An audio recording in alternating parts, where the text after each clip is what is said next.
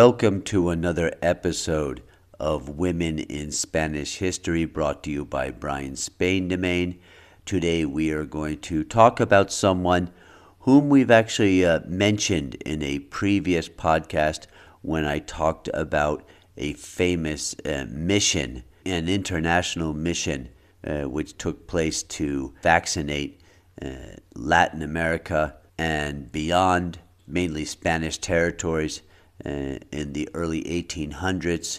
It was led by a doctor named Francisco Javier de Balmis, and the mission was known as the Balmis Expedition. But he, as anyone would when trying to carry out such an extraordinary mission, he had a lot of help. He had a support team, and one of the most important people, if not the most important member of his team, was a woman named Isabel Zendal. That's usually how she goes by, Zendal, although she has a number of other names where her last name especially is spelled somewhat differently.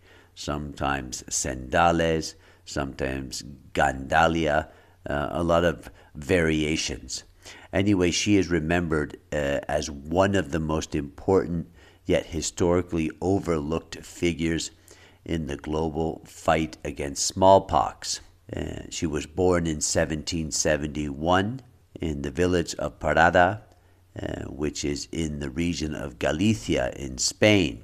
And she became a nurse and a caretaker who played a sort of crucial role in the success of the international vaccination campaign known, as I was telling you about, known officially as the Royal Philanthropic Vaccine Expedition. This took place between the years 1803 and 1806.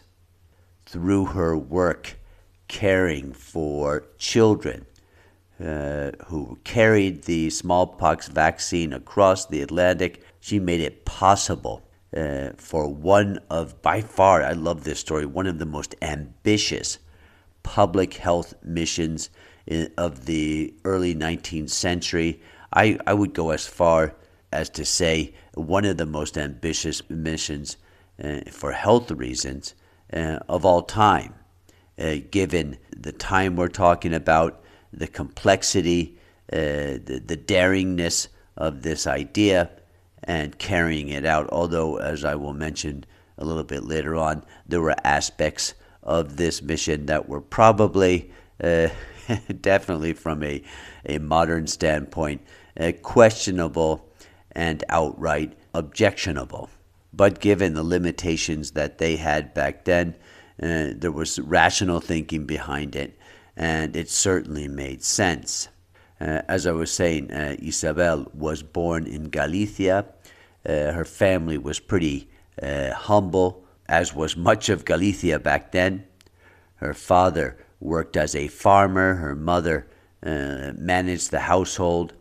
And like many families in rural Galicia at the time, they lived modestly, and formal education opportunities were very, very limited.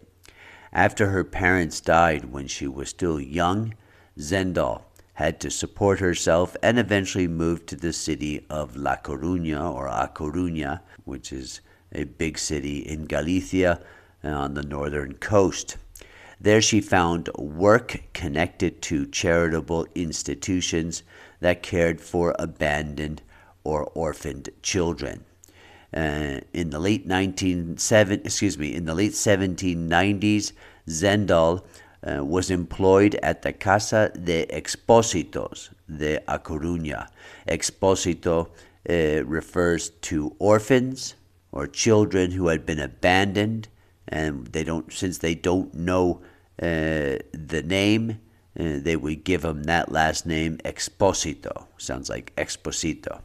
She worked as the rectora, or the head caretaker, supervising the daily needs of the children, feeding them, making sure they were taking care of their hygiene and organizing their care. And obviously, when they were sick, she would care for them too.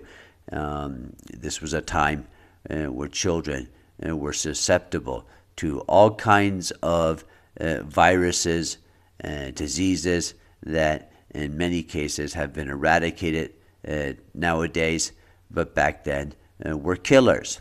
Anyway, this experience was not easy, but it gave her some practical skills that would later prove essential during this famous historical medical mission. At the beginning of the 19th century, smallpox remained one of the most devastating diseases in the world. The disease caused high mortality rates and left many survivors blind or severely scarred. In 1796, the English physician Edward Jenner discovered that infection with cowpox could protect people from smallpox, creating the first effective vaccine. The word vaccine comes from the word for cow. Spain quickly recognized the importance of this breakthrough and sought to sort of bring this new vaccine to its colonies in the Americas and Asia. Now, to accomplish this goal, King Charles IV of Spain sponsored a large-scale public health mission led by this doctor I was telling you about, Francisco Javier de Balmis. King Charles himself had lost a child to this disease, so he was quite sensitive to this subject and supported this mission. Charles IV has sort of a bad reputation as a ruler, but this is certainly one of the highlights of his reign. The expedition aimed to transport the vaccine to Spanish territories in the Americas and the Philippines. Now, because refrigeration did not exist, the vaccine had to be kept alive by transferring the virus from one person to another in a continuous chain. And this is the amazing system here. They put all these people on the boat, and little by little, they would pass this virus, this vaccine on from one person to the next every couple of weeks. Now, this is where Isabel Zendal's role became essential. In 1803, she was chosen to accompany the expedition as the caretaker of the 22 orphaned boys from A Coruña and from the orphanage there. These children would serve as living carriers of the vaccine. One child would be inoculated, and after a few days, the fluid from the pustule, or sort of the something that looks like a blister, would be used to vaccinate the next child, preserving the vaccine during the long sea voyage. So it was just passed from child to child every week or two, and it was an incredible idea. And the downside was that they were using children as carriers, so it sounds rather cruel and cold. But as I said, there was some rationale behind that, and they were well taken care of. At least originally, Zendal was responsible for the children's health and safety and emotional well-being throughout the journey. The expedition departed from A Coruña on a ship known as the Maria Pita. Actually, well, I'll have to include her as one of the subjects of another episode here. In November 1803, for the next couple of months, Zendal looked after the boys during harsh ocean crossings and long stays in unfamiliar lands. Historical accounts emphasize her dedication. She washed, fed, comforted, and cared for the children, many of whom were frightened and far away from home. Her role ensured that the chain of vaccination continued uninterrupted. After arriving in the Caribbean, the expedition spread the vaccine across territories such as Puerto Rico, Mexico, and parts of Central and South America. Eventually, different branches of the mission traveled even farther, reaching the Philippines and other parts of Asia. I believe China was also a recipient of this mission. Historians consider the Royal Philanthropic Vaccine Expedition to be the first large-scale international healthcare campaign and vaccination campaign in history. And I believe they're right. I'm sure we can't find anything remotely similar to it at that time. Isabel Zendal remained with the expedition in the Americas for several years. Many sources suggest that she eventually settled in Mexico and probably in Puebla, which is a beautiful town, in fact, a beautiful city, about 2 hours east of Mexico City, where she continued working with children and health-related roles.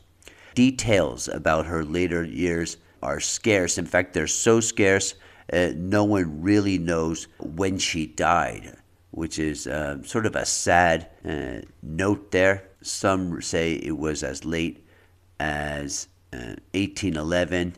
It may have been later, but no one knows. No one has any official account of her dying. Now, for many years, Zendal's contribution was largely forgotten in sort of mainstream historical accounts, as well as medical history, which focused primarily on the male physicians who led the expedition. However, in recent decades, and not so recent decades, historians and public health scholars have highlighted the essential role that she played. In fact, in 1950, the World Health Organization recognized her as the first nurse to participate in an international humanitarian mission. Today, Isabel Zendal is increasingly celebrated as a pioneer of nursing and global health, and thanks to this this podcast, hopefully a few more people will learn about her. Hospitals, schools, and research centers in Spain have been named after her, including the Hospital Enfermera, which means nurse, Isabel Zendal in Madrid. I've been there because that was a hospital for medical emergencies, large-scale medical emergencies, that was rapidly thrown up in about 100 days at the end of 2020 as a place where large-scale vaccinations could be carried out from this pandemic. She was a more than logical choice to be honored when they named the hospital after her. And I was there twice to get, or was it 3 times? At least twice. And maybe it was I got a third. I think maybe I got all 3 vaccines there. I'm pretty sure now that I think about it. Anyway, her story is a reminder that major achievements in medicine and public event often depend not only on scientific discoveries, but also on the dedication and compassion of those who care for patients. And this was all well before Florence Nightingale. Although she lived a modest life and left few written records, Isabel Zendal's work helped protect thousands, potentially millions of lives from one of history's deadliest diseases, smallpox. Her courage and commitment made her an important figure in the history of medicine, and she is an early example of the vital role nurses play in global health efforts. Anyway, that'll be all for our podcast brought to you by Brian Spain Domain.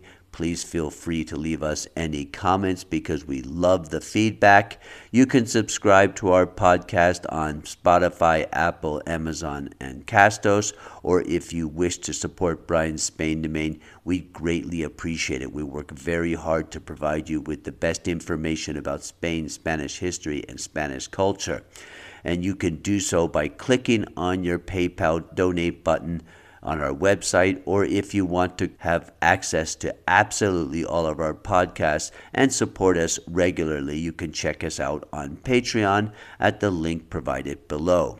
And you can also check us out on our YouTube channel, which is finally starting to grow a little bit there, and support us by subscribing. Stay well, stay safe, and hasta pronto.